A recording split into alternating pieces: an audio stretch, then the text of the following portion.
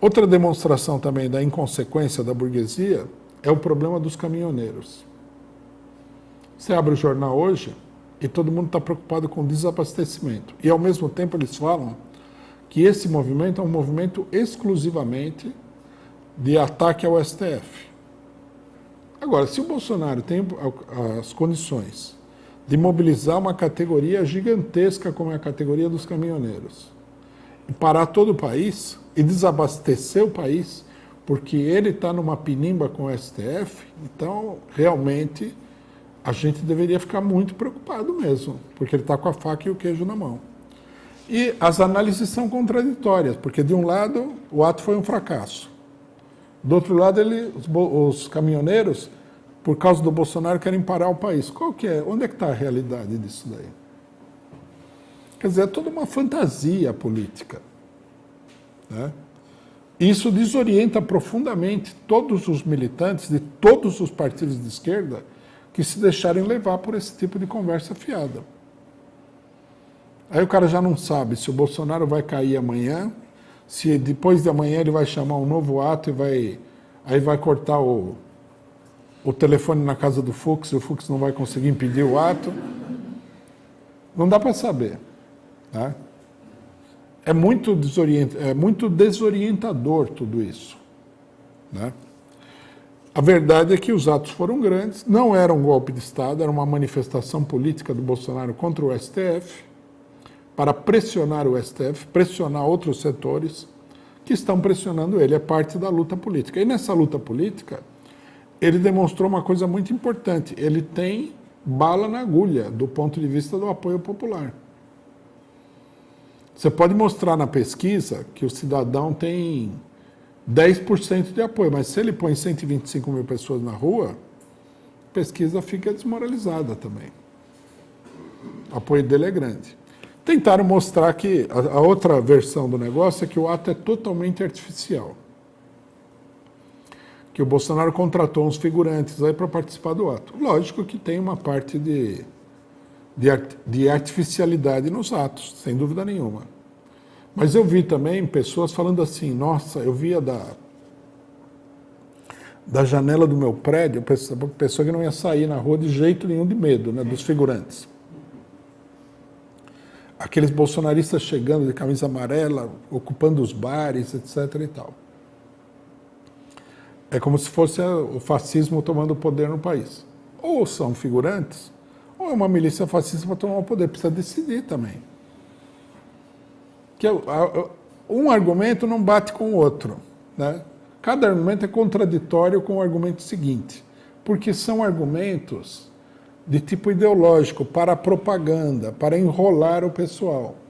Então você fala que é figurante para dizer que o ato foi pequeno, mas você fala que são milicianos totalmente armados até os dentes perigosos que iam tomar o poder, que é para assustar o pessoal. E como tem gente que normalmente, né, não faz a conta, eu não paro para pensar, mas são figurantes ou são milicianos golpistas?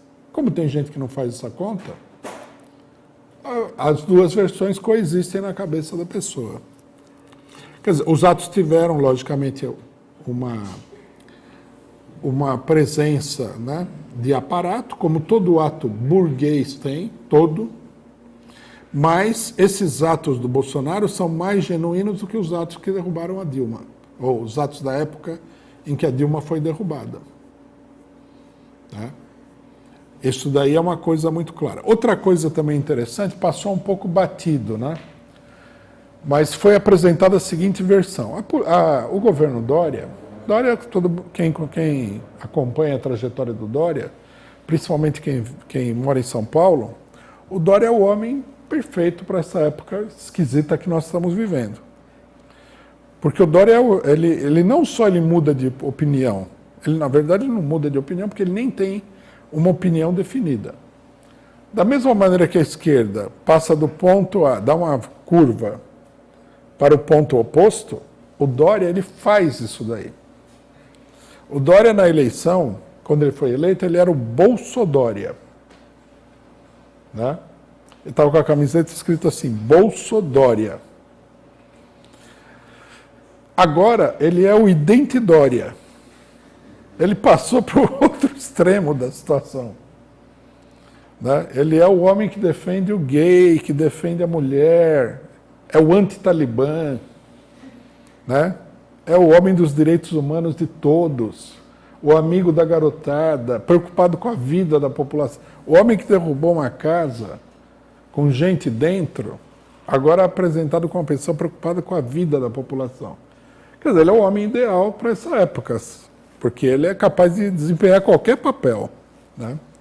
Qualquer papel que você queira, ele está disposto a desempenhar. E o que ele falou? Ele falou o seguinte: na manifestação da Paulista, não havia nenhum PM. Isso é realmente difícil de engolir. Setores de esquerda publicaram essa nota, não havia nenhum PM. Quer dizer, primeiro é esquisito. Como é que você, num ato de 125 mil pessoas, você pode dizer que não havia um único PM? Ele disse que foi uma investigação conduzida lá no meio da manifestação pelos agentes da polícia que ele colocou lá dentro para ver a manifestação. Não duvido que houvesse agentes da polícia, porque sempre há. Agora, alguém que já esteve numa manifestação vai acreditar, né, que os agentes da polícia são capazes de identificar todas as 125 mil pessoas da manifestação? Não dá para acreditar nem por um momento. É mais uma versão fantasiosa dos fatos, né? E aí o pessoal apresenta também. Quer dizer, era golpista e destinado a tomar o poder, milicianos perigosos, PMs armados. Mas era também uma manifestação totalmente artificial, com figurantes, sem milicianos, sem PMs armados, nem nada. Assim é difícil de você chegar a uma conclusão. Não, tanto o ato de Brasília como o ato de São Paulo estavam cheios de PMs, que não era possível que ninguém identificasse, a não ser que você tivesse aí um grupo de agentes de segurança que conhecem pessoalmente todo o PM. Você que eles foram pedindo, você mostra a identidade aí. Ó, já peguei 55.752 pessoas aqui, mostraram a identidade, nenhum deles é PM. Ó, é uma loucura isso daí. Mas tem outros dados, né? Um dado interessante é o seguinte, que se verificou em São Paulo. O efetivo policial na rua, ele foi fortemente diminuído. São notícias oficiais também. Por quê? Por causa do gigantesco pedido de folga dos PMs no dia 7 de setembro. Que foram pedidos com bastante antecedência e que já não dava para a pessoa falar que iria rejeitar. Agora, por que esses PMs, esse número gigantesco de PMs, que provocou uma diminuição no efetivo da Polícia Militar, do policiamento dos dois atos, por que eles pediram licença no dia 7 de setembro? Tem duas possibilidades. Ou houve uma grande descida de PMs para o litoral paulista, ou eles estavam na passeata do Bolsonaro, evidentemente. Por aí a gente vê. E essa questão da presença dos PMs é muito importante. É muito importante porque reforça a mobilização da extrema-direita. Nesse momento não tem golpe, mas vai ter um momento que, mesmo sem golpe, a capacidade mobilizadora da extrema-direita pode dominar as ruas do país. Vamos pensar, por exemplo, nas eleições de 2022. Se eles são capazes hoje, com bastante antecedência, de mobilizar 125 mil pessoas, quantas pessoas vão mobilizar para as eleições? Se for necessário, por exemplo, impedir que o PT, por exemplo, faça a campanha eleitoral. Tudo isso tem que ser levado em consideração. Não adianta falar que está tudo tranquilo. É preciso falar a verdade. E é preciso interpretar o que está acontecendo. Bom, do ponto de vista da esquerda, nós vimos, nem precisamos falar muito, porque nós temos criticado a conduta diante dos atos sistematicamente. Quer dizer, o pessoal, uma parte da esquerda, principalmente PCdoB e PSOL, tem procurado sabotar a mobilização da esquerda, porque eles querem ficar a reboque da burguesia. Já vamos falar do ato do dia 12. Aí nós vimos o efeito disso. Né? Uma coisa incontestável é que os atos da esquerda foram bem menores do que os da direita. Era necessário que fossem menores? Não. Foi o resultado da atuação de setores da esquerda dentro desse movimento que desmobilizaram.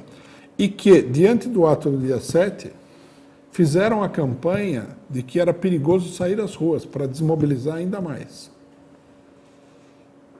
Os atos até não foram pequenos. Né? O ato do Anhangabaú, que não foi no Anhangabaú finalmente, foi numa parte ali que o Dória reservou para o pessoal, porque ele fechou o Anhangabaú, teria tido umas 10 mil pessoas. Não é um ato pequeno. Mas não tem nem comparação com o ato do Bolsonaro. Houve ato em 200 cidades do país.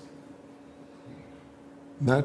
Esses atos teriam mobilizado aí, segundo os organizadores, não sei se a avaliação é correta, porque quando você não tem condições de determinar exatamente, tudo é incerto. 300 mil pessoas. Mas vamos supor que tivesse mobilizado metade disso. 150 mil pessoas ou até 100 mil pessoas. Quer dizer, desorganizadamente, a esquerda chega perto de mobilizar o que mobiliza a extrema-direita, que mobilizou muito mais. Né? A extrema-direita teria mobilizado aí, sei lá, 200 e tantas mil pessoas nos 3 atos grandes que eles fizeram. Se a esquerda mobilizou 100 mil pessoas, ou até 80 mil pessoas, mostra um poder de fogo equivalente. Até porque os atos foram sabotados, desorganizados. Não foi só a esquerda que falou que era perigoso sair à rua, a Rede Globo falou também. Mas mesmo assim o pessoal saía à rua, que mostra que existe uma tendência combativa muito forte, mas que não está sendo aproveitada pelas direções do movimento. Essa é a conclusão fundamental que nós temos que tirar. E essa política, basta olhar essa política de uma maneira fria, desinteressada, né? E analisar os fatos, e não colocar uma ideia, uma ideologia, e depois tentar encaixar os fatos de maneira confusa e contraditória naquela versão que você elaborou. Mostra que a esquerda foi mal, a direita, de tipo PSDB, não tem nada de nada, tem força nenhuma, e que a direita foi bem, porque se organizou melhor, porque deu uma demonstração grande de força.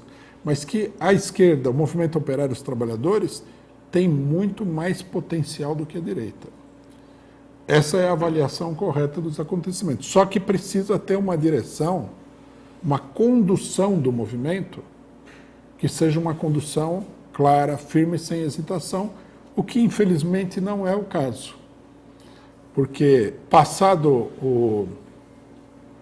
o 7 de setembro, o pessoal já não sabe se vai no ato do MBL, se chama um ato com o MBL depois do ato do MBL, que já é uma manifestação de incompetência e de confusão política e ideológica total. Já vamos falar disso daqui.